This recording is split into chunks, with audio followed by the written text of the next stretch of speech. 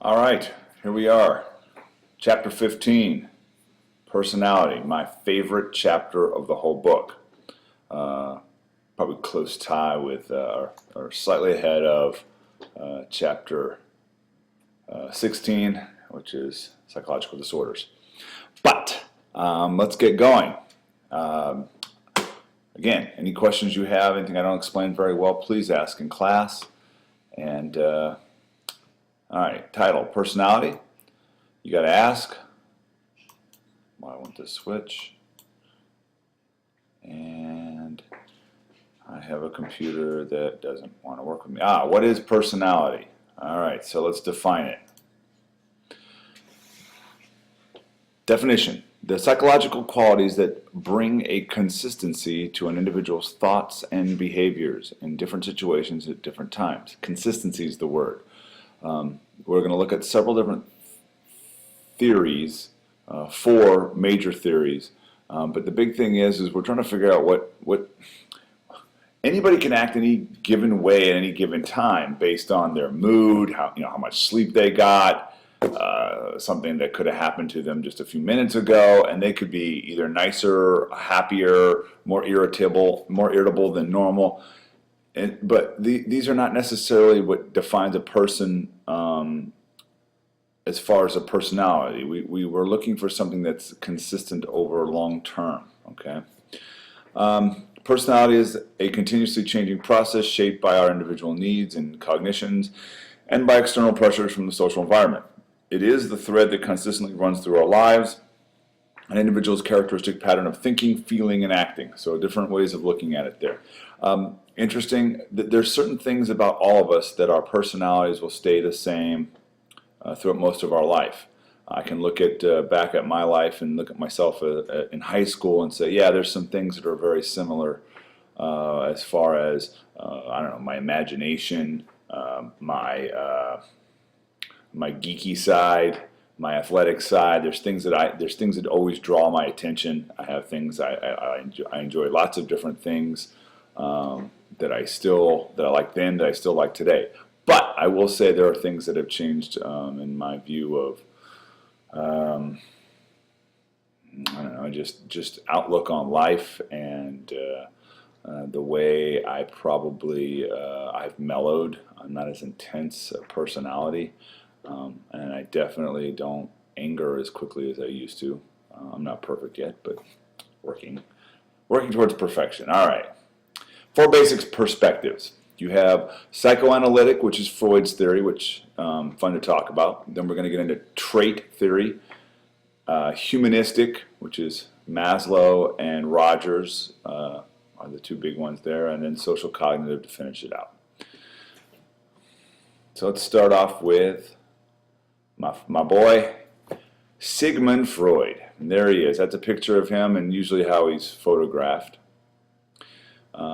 His theory proposes that childhood sexuality and unconscious motivations influence personality today. So how you were sort of brought up to feel about your own sexuality and how some key moments in your life can make you have issues or not have issues. Here's a quote from Freud that just sort of gives you an idea of how he was trying to approach the subject. His aim in life was to agitate the sleep of mankind. In other words, Freud was interested in stirring the hornet's nest of human unconsciousness, which he succeeded in doing both academically and on a personal level with many patients and colleagues. So what I'm going to talk about here is a lot of different terms that Freud came up with. Some of these terms are kind of debunked, but they still remain very popular in culture today, pop culture. Terms you probably used several times and didn't even know they came from Freud. So here we go. Let's learn a little bit about Freud. He's born in a place called Moravia in 1856. He attended the medical school of the University of Vienna for 8 years until 1881. All right, he was actually interested in neurology, so he started to look at nervous disorders, as they called them back then. He studied under the French psychiatrist Jean-Martin, I think it's Charcot, for a year, and particularly in hypnosis. He really got into hypnosis for a while with this guy Charcot, and he thought maybe this is the key. Maybe we can actually hypnotize people, sort of open a door into their mind, and we can sort of dig around in there and find out all the things that people aren't aware that they're operating off of, and we can help heal them.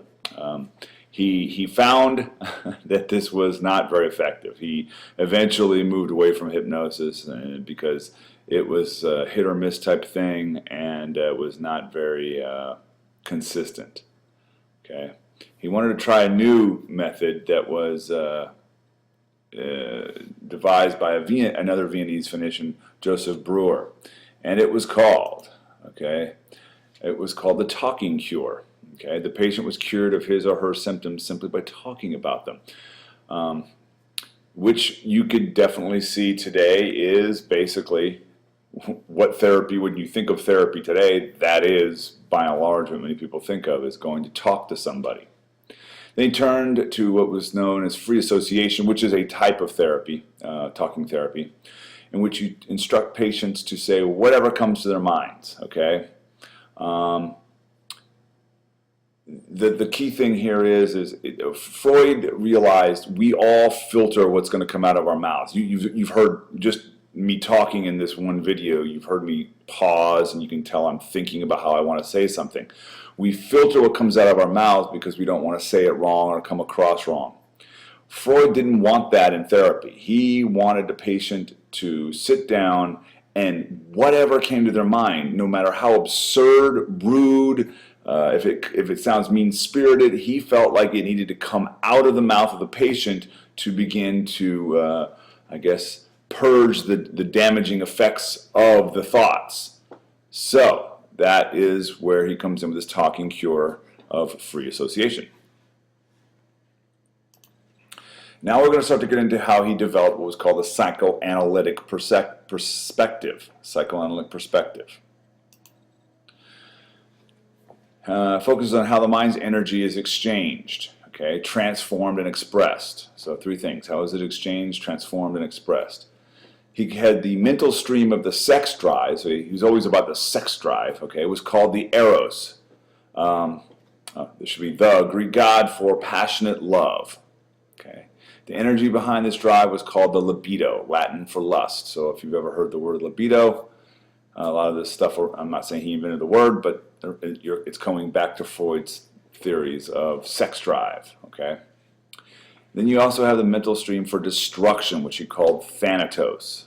Freud called it the death instinct that drives aggressive and destructive acts humans commit against each other. So he's saying we have this tendency to want to destroy one another.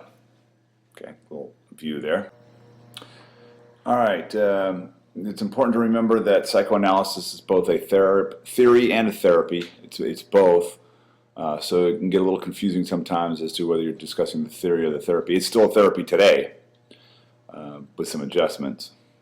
As far as the theory goes, it attributes our thoughts and actions to unconscious motives and conflicts. Freud's big thing was that we're constantly dealing with an unconscious force inside of us that gets us to act a certain way throughout our daily lives. Okay, and we'll get more into that in a second. As well as it's a technique of treating psychological disorders by seeking to expose and interpret unconscious tensions. So one of the parts of the theory is that when you have this unconscious drive, you end up with these two forces inside your body pulling at you to do different things. I guess you could say, you could think of it a little bit of the angel on one shoulder and the devil on the other shoulder thing, pulling at you to do things. So it's a good way to think of it. Moving on. Here's the definition of free association again. So you don't modify anything. You do not modify what comes out of your mouth. All right. Unconscious.